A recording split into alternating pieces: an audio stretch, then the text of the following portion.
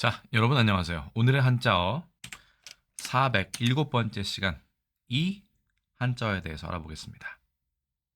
도금부터 알아볼까요?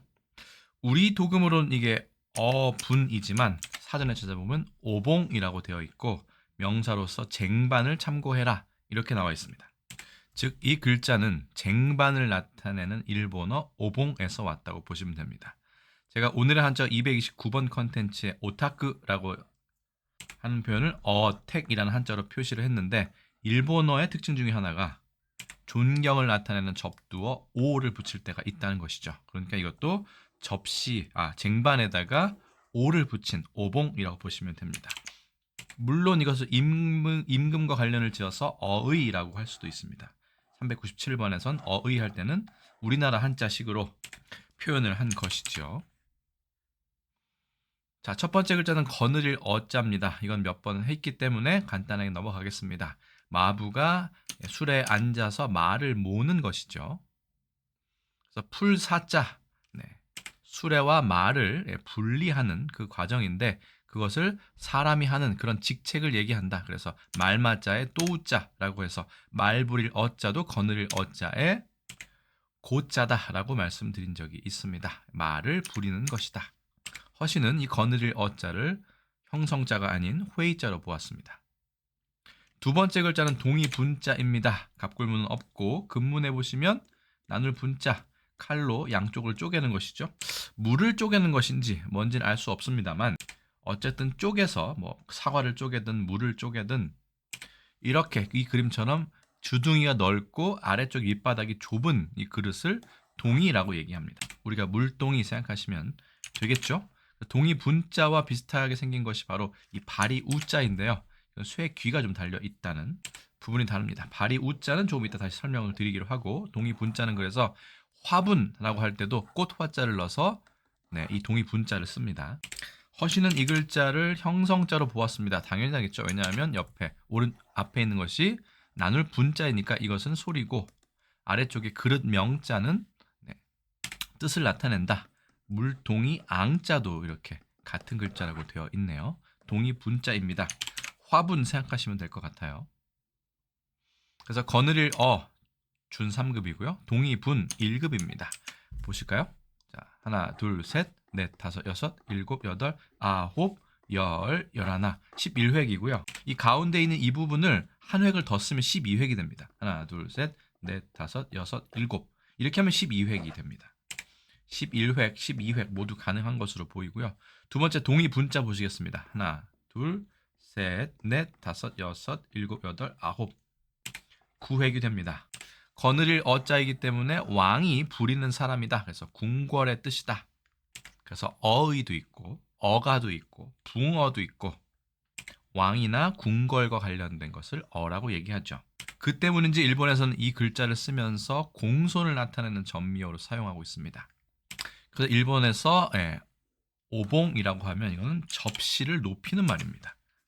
일본은 특이하게 사물을 높이는 그런 말이 있습니다. 그래서 오봉이라고 하면 주로 예전에 쓰다가 요즘엔 잘 안 쓰는 표현이긴 합니다만 이런 쟁반을 오봉이라고 합니다. 쟁반이라는 한자어가 있는데요. 여기에 대해서는 다음 시간에 한번 시간을 내어서 정식으로 소개해 드리도록 하겠습니다. 이 쟁자가 상당히 재미있는 글자입니다. 자, 일본에서는 오봉을 명절로 합니다.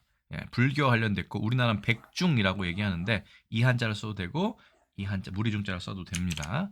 불교 음력 7월 보름이다. 음력 7월 15일이네요. 일본에서는 8월 15일 양력으로 셉니다.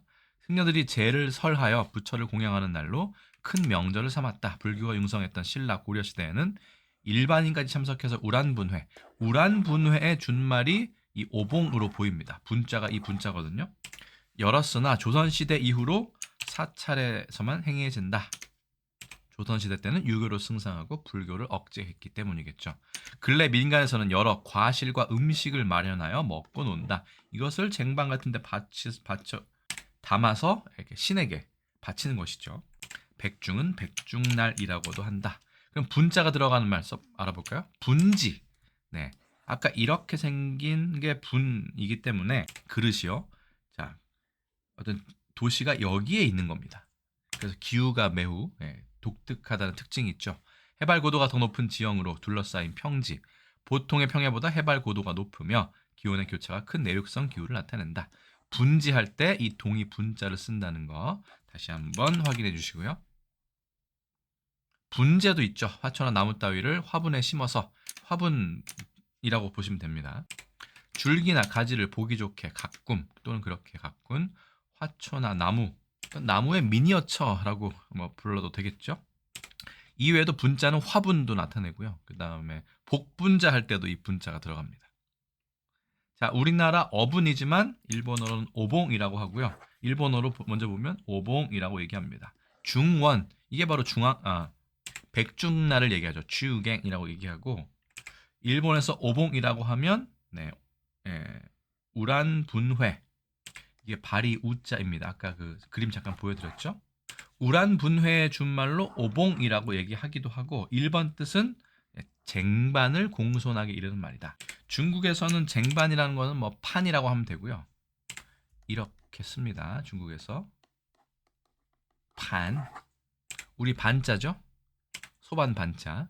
근데 이제 중국에도 그렇고 일본도 그렇고 우리도 그렇고 백중날을 얘기할 때는 란펀이라고 얘기합니다. 이게 난초 난자의 간화자입니다. 그리고 우란분, 위란펀이라고도 얘기합니다.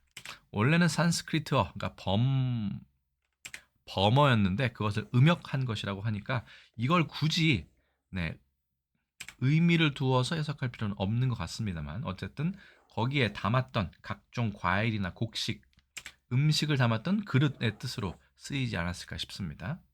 영어로는 helping hungry ghosts who are suffering by offering them food. 아귀를 달래기 위해서, 도와주기 위해서 음식을 제공하는 그런 행사라고 보시면 되겠네요. 불교 용어로 보시면 될 것 같습니다. 자, 이 어분이라는 말, 오봉이라는 말은 조선어실록에 없고요. 대신 우란분은 있었습니다. 우란분회, 우란분이라고 얘기한다고 말씀드렸죠. 우리나라의 백중절입니다. 태조실록에 한 건이 나와 있습니다. 자, 광복 이후 81년, 94년에 보시면 오봉이라고 해서 양력 8월 15일 우리나라 추석에 해당한다라고 얘기합니다. 물론 우리 추석과 완전히 일치하지는 않습니다만 일본에서는 양력 8월 15일, 원래 음력 7월 15일인데 이걸 일본에서는 양력만 세니까 양력 8월 15일을 얘기합니다. 오봉. 보통은 우리나라 추석과 비슷한 명절로 이야기를 합니다. 불교 용어라고 보시면 되겠죠. 그래서 오늘의 한자어 407번 컨텐츠는요. 거느릴 동이 분이지만 이 글자는 존경을 나타내는 접두어로서 오라고 읽고요. 그래서 오봉이라고 하면 접시 아니죠. 쟁반을 나타냅니다. 접시는 사라라고 얘기하죠. 그래서 쟁반 혹은 우리나라의 백중일에 해당하는 오봉에 대해서 알아보았습니다. 제가 준비한 건 여기까지입니다. 여러분들의 의견 댓글로 잘 알려주시고요. 저는 또 다음에 다른 컨텐츠에서 다시 인사드리겠습니다. 여러분 안녕히 계세요.